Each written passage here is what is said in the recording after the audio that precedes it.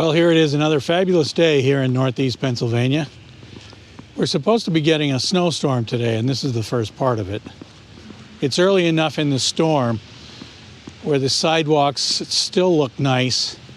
The trees are barely covered with a little bit of snow. But soon, by probably later this afternoon, everything will look kind of dirty and messy. It's supposed to rain later this afternoon. It's cold right now, which is why it's snowing. But later on today, it's supposed to be warming up, and all of this snow, which we're going to be getting starting within the next hour or so,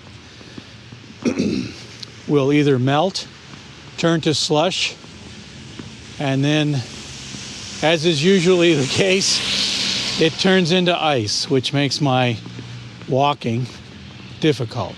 So probably this may be the last walk I get for a couple of days. I'm pretty sure this is going to be a short video because I'm freezing. That's not really a good excuse, I know, but c'est la vie. A little bit of French lingo there for my international viewers. Oh mon Dieu. But today I want to talk about the metric system. If you're old enough to remember, the United States had a plan to switch from the imperial system, miles, gallons, feet, things like that, to the metric system during the 1970s. I think it was during sometime in 1976, maybe before that, when Congress decided, yes, we're going to switch to the metric system. Now, I don't know anything about the timeline that they had planned in order to do that. I was in college at the time, so being that young, I never really paid much attention to that kind of stuff. I didn't really care whether we used the metric system or not, but my roommate certainly did. Once he got wind of this, he was all excited and kind of upset, really. He did not want to switch from inches, feet, miles, Fahrenheit. He wanted to stick with all that.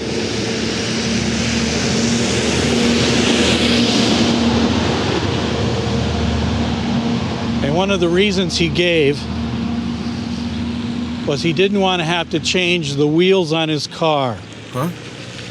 He had 15-inch rims, on his wheels, and he didn't want to have to change those to a metric equivalent. Yeah, I know, that was his reason. Now, obviously, he completely misunderstood what was going on. Nearly took a header there. But that's not what the metric system was about at all. His 15-inch rims on his wheels would still work perfectly well whether we were using the metric system or not. But I think he had other reasons for it. The funny thing is, though, he was a nursing major, and they already used the metric system when they did measurements in hospitals and medicines and everything like that. They were already using the metric system. So of the two of us, my roommate was probably much more familiar with the metric system than I was, because he was studying it every day. But nonetheless, he was totally against it. And to make a long story short, as you know, the metric system, or the whole plan to switch to the metric system, was dropped. The United States did not switch to the metric system, and here we are almost 50 years later, and we're still on the imperial system. The reason I'm bringing this up, though, is because, believe it or not, I get pushback on my videos where I say what the temperature is in Celsius. You know, right now, if I say it's -3, that's the Celsius temperature. What is that in Fahrenheit, you wonder? Well, I don't know what it is in Fahrenheit. I just know it's -3. And really, that's all that matters to me. It's cold. One of the things that's I think has got a lot of people stuck on not using the metric system is that they think that you have to convert from metric to Fahrenheit, or from kilometers to miles, or meters to feet, or something along those lines. The big sticking point for a lot of people, I think many Americans especially, is that they're not comfortable with the conversions. But here's the thing. If you're going to switch measurement systems, especially for simple things like distance, temperature, and basic measurements, you don't need to convert. You don't need to convert anything. If I tell you, if you're standing next to me and I tell you it's -3 degrees, that should be it. Okay, it's -3 degrees. Are you cold? Are you hot? What? That should be it. You don't need to convert it. If you convert that to 20 degrees Fahrenheit, it's still cold. A long time ago, when I still lived in Carbondale full time, I wrote to one of the local television stations recommending that the weather report be given with metric measurements. And let's face it, it wouldn't take much,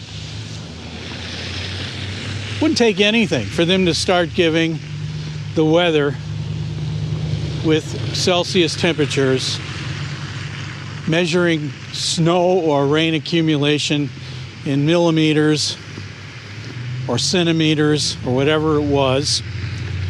They could just do that overnight. And eventually, yes, of course, people would complain, but eventually they would get used to it. 30 degrees Celsius is hot, really hot. It hardly ever gets that hot here. So if somebody says it's 30 degrees, you don't need to convert it. You're going to be uncomfortable going outside. It's cold. It's -3. I'll do the conversion. I'll stick that conversion to Fahrenheit on the screen, just so you know, for my US viewers. My foreign viewers, of course, unless you're in Chad or Brunei, and in fact, I think Brunei has already switched to the metric system also. There used to be just 3 countries in the world that were not on the metric system. The United States was one of them. I think the other 2 have already switched. Everybody else is on the metric. This is River Street in Carbondale, the corner of River and 7th Avenue, for anybody that knows their way around town. The reason it's blocked off is because the Hotel Chellino, which has been abandoned, I think now for almost 30 years, is being torn down. According to the news, it's being torn down next week. I'll get a closer look at it in a minute. You know, when you ask people about why they are reluctant to switch from imperial to metric, you get answers like, I don't want to be converting this one measurement to another measurement, and arguments like that. They're uncomfortable. A lot of people will say they're uncomfortable with change, and I don't think it's that at all. That might be part of it. But the big thing, before I make sure I'm not walking in front of a car, the big thing, I think, is that people are afraid that they're not going to be able to learn it. And this is another one of my themes, I think, for an upcoming video or two.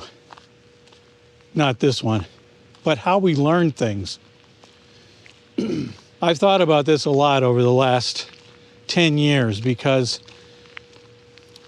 my professional training has all been in physiology, psychology. Yeah, that's about it. With bachelor's and master's degrees. But over the last 10 years, I've used that material or that knowledge. But I've also had to learn other things. I had to learn a lot of math, well, statistics. Anybody that has a degree in math will argue, Bill, statistics is not math. Yeah, I get it. But my background is not in any kind of math. So when I say I learned statistics, I'm going to count it as math, even though it's not. Computer coding, I had to learn how to do that. And something else, I can't remember what. Oh, language, yes. I had to pick up a foreign language, at least one, over the last 10 years. My point is, if you have to learn something, you can. It doesn't make it any easier. It's still hard to learn new stuff. But for somebody to say, well, I can't learn language or I can't learn math, that's just not true. You can learn it. The question is, do you want to learn it? Or do you have to learn it? Those are two big important questions. And when I'm talking about switching to the metric system, people are reluctant to do it because they don't want to. It's not that they can't learn it. The reason that the Hotel Chellino is being torn down is because they're going to be rebuilding the iconic 6th Avenue Bridge here in Carbondale, starting in the summer of 2025, if reports are correct. So that's like 2.5 years from now. So if you ever wanted to walk over this iconic bridge the way it is now here in Carbondale, you better get here within the next 2 years. A lot of my friends in Southeast Asia probably aren't aware of this because it never snows there. But when it does snow, like you see a lot of nice pictures, how everything looks pretty, covered with white snow and, sometimes icicles and things like that. But usually what they don't understand is that after a day, 2 at the most, everything's a mess. The snow melts, it gets dirty, looks like mounds of dirt along the side of the road. The roads are still wet and they're muddy. So winter is nice, and if you get a snowstorm, it's usually nice during the storm and maybe for a short time after, but it doesn't stay that way. But it does look like I'm going to have to be shoveling snow, at least a little of it, later today. Well, I think that'll do it for this video. I'm going to go home, make some coffee, get the snow shovel out, and then see what the rest of this storm brings. This is nothing right now. It's not even snowing now, but supposedly in the next hour or two, it's supposed to be snowing really heavy. But we'll see. Thanks for watching. See you next time. Hey folks, thanks for watching. If you like this video, please subscribe by clicking my face over there on the left. That's it for today. I'll show myself out.